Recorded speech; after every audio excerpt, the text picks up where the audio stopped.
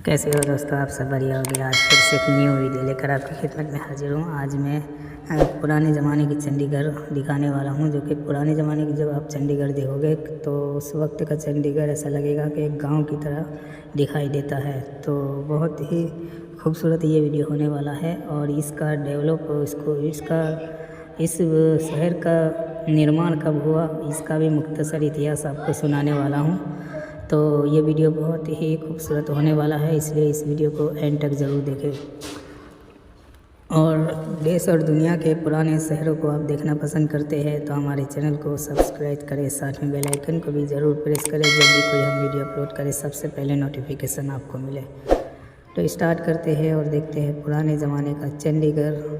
आज से 100 साल पहले चंडीगढ़ किस तरह से दिखता था और उसके बाद आज़ादी के बाद चंडीगढ़ को किस तरह से उसका निर्माण किया गया, उसको किस तरह बनाया गया, वो भी तमाम फुटेज आपको दिखाऊंगा। ये वीडियो बहुत ही खूबसूरत होने वाला है, इसलिए इस वीडियो को एंड तक ज़रूर देखें। तो स्टार्ट करते हैं और देखते हैं पुराने ज़माने का चंडीगढ़ और उसका मुख्तसर इतिहास। चंडीगढ़ शहर की इतिहास की जानकारी। चंडीगढ़ उत्तरी भारत का एक शहर है और 2 राज्यों पंजाब और हरियाणा की राजधानी है। शहर की योजना और डिजाइन स्विस फ्रांसीसी वास्तुकार ले कॉर्बूसियर द्वारा किया गया था और इसका नाम हिंदू देवी चंडी के नाम पर रखा गया था। चंडीगढ़ को 1966 में एक केंद्र शासित प्रदेश के रूप में बनाया गया था और यह पंजाब और हरियाणा राज्यों की राजधानी बन गया। चंडीगढ़ के निर्माण का विचार भारत के पहले प्रधानमंत्री जवाहरलाल नेहरू द्वारा कल्पना की गई थी और शहर को आधुनिक भारत के प्रतीक के रूप में बनाया गया था। शहर के लिए योजना 1950 के दशक में शुरू हुई और 1951 में अमेरिकी वास्तुकार अल्बर्ट मेयर को शहर के लिए मास्टर प्लान डिजाइन करने के लिए नियुक्त किया गया। हालांकि मेयर बाद में परियोजना से हट गए और 1952 में ली कोर्बुजिए को परियोजना के मुख्य वास्तुकार के रूप में नियुक्त किया गया। शहर के लिए ले कोर्बुजिए की योजना कार्यात्मकता और आधुनिकतावाद के सिद्धांतों पर आधारित थी। शहर को सेक्टरों में विभाजित किया गया था और प्रत्येक सेक्टर को अपने स्वयं के वाणिज्यिक, आवासीय और संस्थागत क्षेत्रों के साथ एक आत्मनिर्भर इकाई के रूप में डिजाइन किया गया था।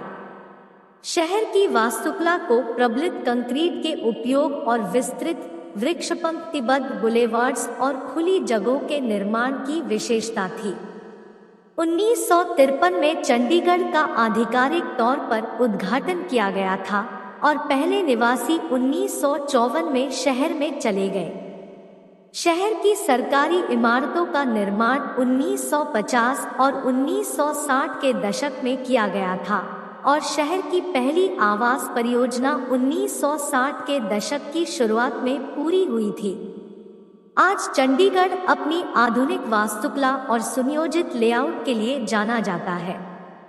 यह रॉक गार्डन, सुखना झील और ओपन हैंड स्मारक जैसे आकर्षणों के साथ एक लोकप्रिय पर्यटन स्थल है।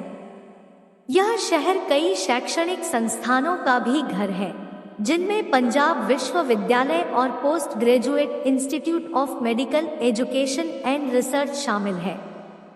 चंडीगढ़ की भाषा।